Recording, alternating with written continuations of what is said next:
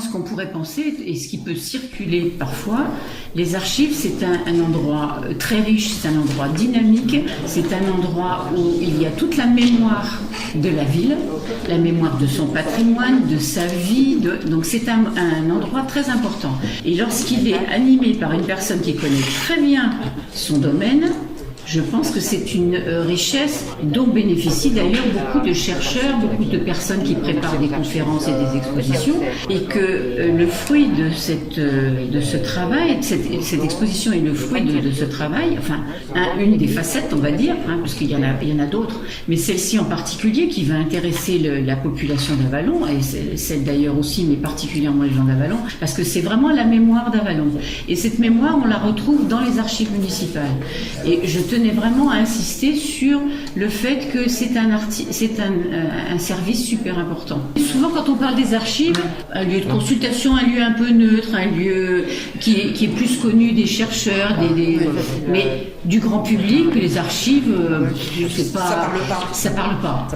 Et je trouve que ça, c'est un moment important pour montrer qu'aux archives de la ville, il y a une richesse très importante, et que cette exposition, qui fait suite à d'autres par le passé bien sûr, mais c'est vraiment la mémoire de la ville. C'est la place de la mémoire de la ville dans les archives et l'importance que ça a et qui permet de faire des expositions de cette qualité-là. Et la qualité, ça tient aussi au fait que la personne qui s'occupe des archives connaît parfaitement toutes ces archives et donc a la capacité de vous retrouver absolument tout ce que vous voulez.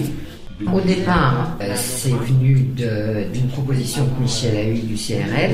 Michel m'a proposé de travailler avec elle, ça m'intéressait, parce que Michel a une capacité de tout retrouver, elle a une thématique, elle sait exactement où elle va, et puis après elle sait parfaitement aussi ce qu'il y a au SEC, puisque les archives d'Avallon sont pour une partie aussi aux archives départementales. Et donc voilà, et donc on a eu une manne énorme de documents et textes et illustrations, et après nous on s'est engouffrés, on a travaillé et on a travaillé sur des thématiques.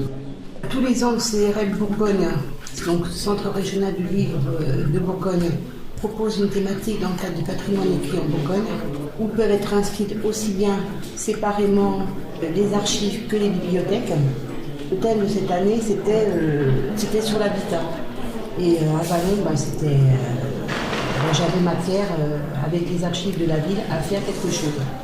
Et quand on a écrit les destins d'Avallon, parce que Avallon c'est très clair au niveau d'histoire, il y a eu deux grands destins.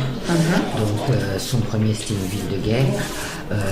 Ville de guerre dit effectivement la situation, je dirais urbaine d'Avallon qui était sur un éperon rocheux. Un éperon rocher, c'est effectivement un site protégé puisque tu es en hauteur, tu vois l'ennemi qui arrive, etc. Donc l'habitat il est privilégié dès néolithique quasiment sur Avallon.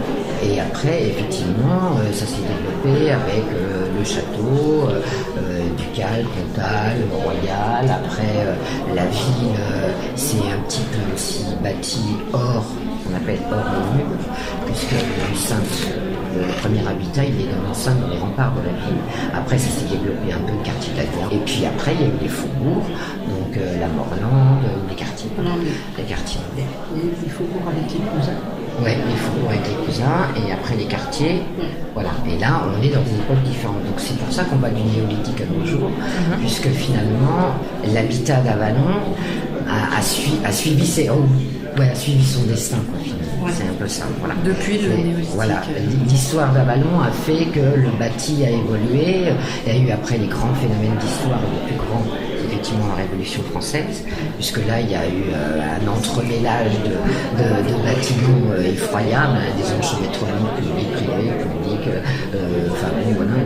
religieux, tout ça se mélange un peu.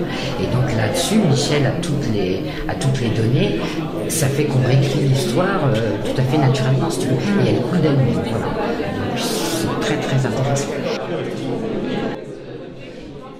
Et donc nous, on a été un peu plus loin au niveau des thématiques, puisqu'on n'a pas fait que l'habitat, c'est-à-dire le bâti. On s'est dit que habiter, c'était aussi résider, dans un terme plus générique. Et résider, ça veut dire vivre chez soi avec les autres, échanger avec les autres, travailler, Voilà. Et ce qu'on a appelé partager. Partager, c'est tous les espaces publics, les jardins, les squares, voire même tout ce qui est dans le domaine associatif. Vas-y. Oui, parce que même dans les jardins et parcs, vous avez par exemple le square Boudal, dessus il y avait une maison. Le terrain était dédié à la ville pour qu'ils en fassent un parc, quoi.